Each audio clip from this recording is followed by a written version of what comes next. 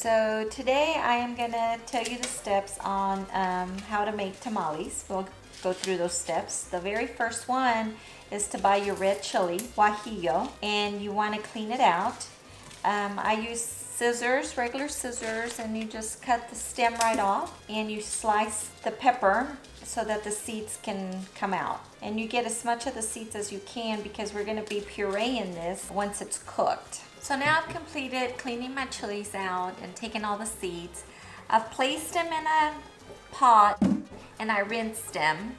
And now I fill the pot with more water so we can put it to boil. So you cover up the chilies with the water and put it to boil until they're very tender so we can blend them and puree them. I'm making pork tamales, and what I did was buy some picnic pork, and I left it cooking overnight because you just put it to boil. So I let it boil and then I put it on simmer. It continued to cook all night long. So this morning it's very easy to pull apart. As you can see, you just take a fork and it just falls right apart. So these are the chilies that we cleaned yesterday, that we took out all the seeds and we left them in water overnight, and then this morning we boiled them and made them really soft so we could puree them, and it's ready to go. So I've chopped an onion, I've diced it, not chopped it, diced it, and I'm gonna put it in the blender with some garlic, and we're gonna puree this. We're gonna add our spices to this and the red chili in a moment. To get our spices ready, we're gonna fry our spices. And if you know anything about Mexican food, we fry everything, and that's how we get our carbs. So here we go. A little oil in the pan. The other thing about tamales, it's a very family-oriented event. So you bring everybody over so everybody can help. And this morning we have Marisol. Ta-da! This is my favorite tradition. Marisol, can you go ahead and fry our onions, please? Yes.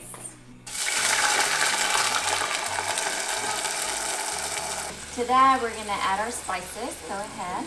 And we'll add cumin. We'll add pepper, salt, and we'll just let that fry a little bit. And then we're gonna add our red chili to that. And then to that mix, we'll start adding our meat. And then you add your chili, and then you let it simmer so it could absorb all the taste or all the flavor from the spices.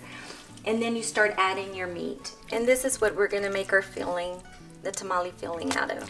At the very end, once your meat is simmering in the red sauce, you want to add your oregano at the very end.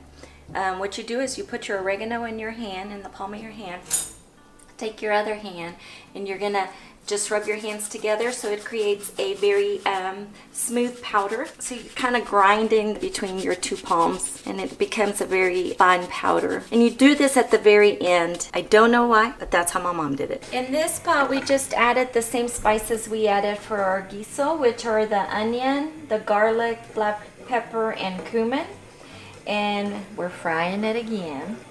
So now we're going to prepare our masa by putting half of our oil in there, half of the broth. And the reason we're just doing half is because it won't fit into my KitchenAid.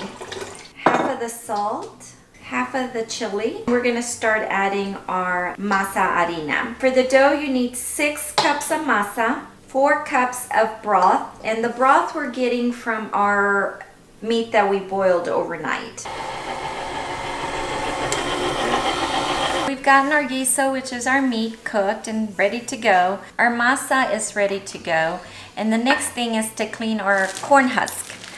Corn husk comes in a bag like this, but you have to clean them and you have to let them soak in warm water so that they will be pliable and you can bend and roll your tamal. So what we do is just add warm water to the sink, dump them in there, and then clean them. And then we put them in another pan. We'll put them in this pan to drain. So I'm going to dump 2.5 packages in the warm water to clean. You want to clean as many as you think you're going to need. They really can't be reused later because they get moldy. They don't dry well. This is our tortillera. We use this to flatten our masa onto the hoja. You can buy it at any grocery store, Mexican grocery store. But first what you need to do is get a bag, and we're gonna cut it to fit the tortillera so you don't have a lot of plastic hanging over. So you cut the top out, and then we're gonna cut the middle, the side. You cut both sides so it can open, like this. One long piece of plastic. Then you establish your corn husk onto the plastic, and then you get some masa and put it right on the center of your corn husk. And you fold the other part of the plastic onto it, and then you give it a good smash. And it should come out just like that. So now this one is ready to be filled with the guiso, with your meat, and we'll show you how to wrap that in a second. And this is why you add that top layer of plastic. When you forget, you got a boo-boo. And now we're gonna fill them. So you take a spoonful of your meat, you put it on the edge closest to you, you roll it once, you get the end of the corn husk and fold it, and finish rolling it. Put them upright so that the juices from the meat don't leak out. I'm Christina, and what I'm doing is I'm grabbing the good hojas, and I have to make sure it's a good shape. So this one's a little funky, so we're gonna tear off the edges so it's perfect. Hi, I'm Marisol, and as you know, my job here is to apply the masa to the hojas evenly, not too thick and not too thin, and pass it on to the person that's filling them. I'm filling them, and after I fill them with the meat, I give them to my mom. And they go in the pot. So this is the pot that we're gonna use to steam our tamales. This was a pot that my mom bought for me a long time ago from Mexico. And so it steams your tamales because it has holes at the bottom. And we're gonna fill this with the water. So it's like a double boiler.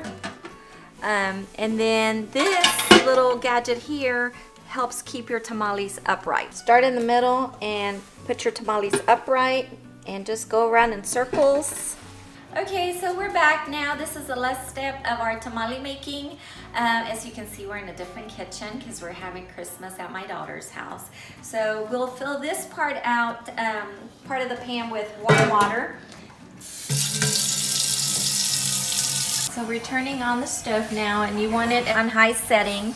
We want the water to become very, very hot because our tamales are gonna cook only by steam. So now that we have our pan halfway filled with water, we're gonna set the other pan on top. Covered our pot with foil paper to keep all the steam inside. And also because I have 2 layers of tamales and the top will not fit on top of the pan right now. And so we'll just set the timer for 1 hour and 45 minutes, and they should be done by that time. So now I'm going to take one of the tamales out and lay it out for a few minutes just to make sure that they're cooked. Be very careful when you open it because it has a lot of steam. You want to be able to peel it off the corn husk without it sticking, and then you'll know that they're done. So we'll let it sit out for about 3 minutes, and then we'll see if it detaches from the corn husk. Okay, and here's our tamale. And see how it just falls, or it unsticks from the corn husk very easily. And that's how you know that they're done. You should not see any white patches of uncooked masa. Enjoy making tamales. I hope they come out well for you. Merry Christmas.